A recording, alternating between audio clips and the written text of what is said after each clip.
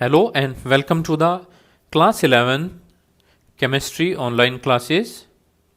In this video we will discuss the topic Millikan's oil drop experiment or method from chapter number 2, that is unit 2, structure of atom, from class 11th NCERT chemistry book. So this method is related to for the determination of the charge on a given particle, कि एक particle के ऊपर कितना charge होता है ये उससे relate करता है. सो बिफोर गोइंग फर्दर और before starting this topic let's see this diagram here. ये डायग्राम बहुत इंपॉर्टेंट रोल प्ले करता है इसके अंदर. यहाँ पे ध्यान से देखिए आप कि यहाँ एक स्प्रेयर है, उसे हमने क्या बोला, एटोमाइज़र. इसके अंदर क्या फिल है, यहाँ पे ऑयल फिल है. तो जैसे ही हम क्या करते हैं, इसे प्रेस करेंगे, प्रेस करने पे जो ऑयल ड्रॉपलेट्स हैं वो अंदर आ जाती है. जो येलो कलर की दिख रही है ये क्या है, हमारे पास ऑयल ड्रॉपलेट्स. इसके अलावा उसके एपरेटस में बिल्कुल सील कर रखा है इसने इस बॉक्स को. उसके एपरेटस में क्या है कि एक पॉजिटिवली चार्ज प्लेट है, चार्ज प्लेट पॉजिटिवली चार्ज, एक निगेटिवली चार्ज प्लेट है इसके अंदर. और यहाँ से हम एक्सरे ले रहे हैं फ्रॉम द सोर्स, यानी एक्सरे आएगी किससे, सोर्स से. एक स्मॉल होल इसने चार्ज प्लेट यानी जो हमारे पास कैथोड है वो एनोड है उसके अंदर क्या कर रखा है, एक होल किया हुआ है. और यहाँ पे टेलीस्कोप यूज़ किया हुआ है कि इस ऑयल ड्रॉपलेट को देखने के लिए, इसके मूवमेंट को देखने के लिए. सिंपली जो इसका एक्सपेरिमेंट था वो एक तरीके से एक कंट्रोल्ड एक्सपेरिमेंट माना जाता है कि जब ये ऑयल ड्रॉपलेट्स यहाँ पे नीचे की तरफ आएंगी, क्योंकि हम क्या कह रहे हैं कि जैसे ये नीचे की तरफ आ रही है इधर से एक्स रे ने इसे क्या किया, चार्ज कर देता है. कि ऑयल ड्रॉपलेट क्या है, नीचे गिरेंगी तो वो क्या करेगा, एक्स रे उसे चार्ज कर देगा.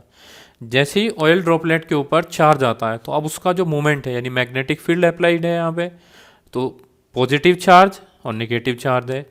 तो अगर उसके ऊपर हम क्या कंसीडर कर लेते हैं कि भाई वो निगेटिवली चार्ज हो जाता है, तो वो किसके थ्रू अट्रैक्ट, किसकी तरफ अट्रैक्ट होगा, वो पॉजिटिवली चार्ज प्लेट की तरफ अट्रैक्ट होगा. तो हम इसके जो मूवमेंट है, जो फॉलिंग ऑफ दिस ड्रॉप है, उसे हम कंट्रोल कर सकते हैं बाय रेगुलेटिंग इलेक्ट्रिकल फील्ड. कि हमने इलेक्ट्रिकल फील्ड को रेगुलेट किया और उसको हम रेगुलेट कर रहे हैं. तो अब जैसे ये ड्रॉप नीचे की तरफ आ रही है तो हमने एक ऐसे मैग्नेटिक इलेक्ट्रिकल फील्ड अप्लाई किया कि जिस पे ये जो ड्रॉपलेट है वो यहीं पे स्टेशनरी हो गई, यानी बीच में ही रुक गई वो. और ऐसा तभी पॉसिबल होता है जब बिल्कुल एग्जैक्टली अपोजिट चार्ज अप्लाई किया गया हो किसके ऊपर, जितना चार्ज उस पार्टिकल के ऊपर था, यानी उस ऑयल ड्रॉपलेट के ऊपर चार्ज था. Let's see, it will be clear after the discussion then. अब डायग्राम आपने देख लिया है. So in this method, oil droplets in the form of mist produced by the atomizer were allowed to enter through a tiny hole in the upper plate of electrical condenser. तो हमने क्या किया कि जो एक छोटे से होल के थ्रू जो ऑयल ड्रॉपलेट थी वो in the form of mist आई. मिस्ट मतलब जिसमें बहुत ही ज़्यादा छोटे पार्टिकल होते हैं ऑयल के. फिर वो जैसे ही एंटर करे, उसके जो अपर प्लेट थी उसमें एक होल था.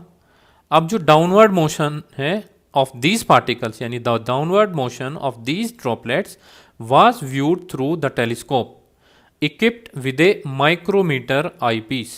ठीक है, जिसमें क्या लगा रखा है हमने कि जो एक टेलीस्कोप हमने अप्लाई कर रखा है और जिसमें माइक्रोमीटर आई पीस है. माइक्रोमीटर आई पीस का काम यहाँ पे जो ड्रॉपलेट है उसके साइज को मेज़र करना है कि कितना बड़ा साइज होता है.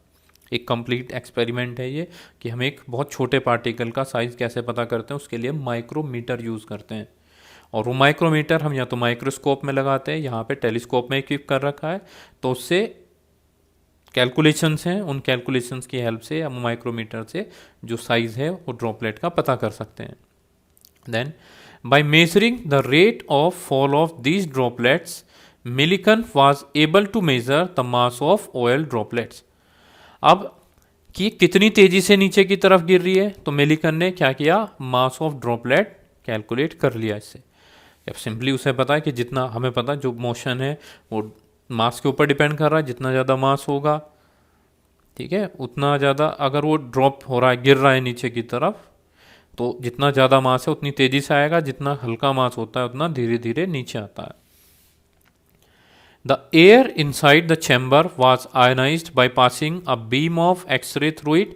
और जो एयर थी उस चैम्बर के अंदर, जो मेलिकन ने यूज़ किया था, आपने डायग्राम में देखा है, उसको आयोनाइज कर दिया एक्सरे यूज़ करके। एक्सरे हमने डाला तो जितनी भी एयर थी वो क्या हो गई, आयोनाइज हो गई, क्योंकि एक्सरे एक आयोनाइजिंग रेडिएशन होती है। और आयोनाइजेशन का मतलब होता है कि या तो पॉजिटिव चार्ज आएगा, उसके ऊपर क्या आएगा, निगेटिव चार्ज आ जाता है। So the electrical charge on these oil droplets was acquired by collision with gaseous ions। अब जब ये ड्रॉपलेट नीचे की तरफ गिर रही थी तो चैम्बर के अंदर अब क्या थे, चार्ज गैसियस आयन थे। जैसे ही कोलिजन हुआ ऑयल ड्रॉपलेट और चार्ज गैसियस आयन के बीच में, तो ये ड्रॉपलेट थी, इनके ऊपर चार्ज आ गया। And then the fall of this charge oil droplet can be retarded, accelerated or made stationary depending upon the charge on the droplet and the polarity and strength of the voltage applied to the plate। अब ये point सबसे ज़्यादा important है कि ये जब droplet नीचे की तरफ गिर रही है तो उसे हम रोक सकते हैं, हम उसको स्पीड अप कर सकते हैं, हम उसे स्टेशनरी भी कर सकते हैं, यानी बिल्कुल बीच में भी हम उस ड्रॉपलेट को रोक सकते हैं कि उसका जो गिरना है उसको तेज़ किया जा सकता है। ठीक है, कि कितनी तेज़ी से नीचे की तरफ गिरे उसे कंट्रोल कर सकते हैं हम। तो डिपेंड कर रहा है तो चार्ज ऑफ ड्रॉपलेट की, उस ड्रॉपलेट के ऊपर कितना चार्ज है, और दूसरा डिपेंड करता है कि हमने जो इलेक्ट्रिकल फील्ड अप्लाई कर रखा है उसकी पोलैरिटी क्या है। So by carefully measuring the effect of electrical field strength on the motion of oil droplets, Millikan concluded that the magnitude of electrical charge Q on droplets is always an integral multiple of the electrical charge E, that is Q is equal to NE, where N is equal to 1, 2 and 3। तो इन सब experiment से उसने conclusion किया कि अगर हम एक electrical charge को Q मान लेते हैं तो जो ड्रॉपलेट के ऊपर चार्ज था वो हमेशा इंटीग्रल मल्टीपल हुआ, यानी N क्या मल्टीपल हुआ चार्ज, अगर हमें टोटल चार्ज निकालना है किसके ऊपर, जो ई चार्ज हमने कैलकुलेट किया था इलेक्ट्रॉन का। तो ये एक जो फॉर्मूला है वो हेल्प करेगा समझने में इस चीज़ को। जो न्यूमेरिकल्स हैं उनमें भी यूज़ होता है कि आपको चार्ज दे दिया जाता है, आपको इलेक्ट्रिकल एक इलेक्ट्रॉन का चार्ज दे रखा है 1.6 इंटू 10⁻⁹ कूलम, और टोटल चार्ज निकालना है तो आप n से मल्टीप्लाई कर देते हैं और n क्या होगा 1, 2, 3। तो इससे कंक्लूजन ये निकला कि कितना चार्ज आया, और उसी का यूज़ करके फिर इलेक्ट्रॉन का, प्रोटॉन का, और आज हम इन सब के चार्ज के बारे में पता करते हैं। तो this was the Millikan's oil drop experiment that helps to determine और that help to calculate the mass of subatomic particles of atom like electrons. Thank you.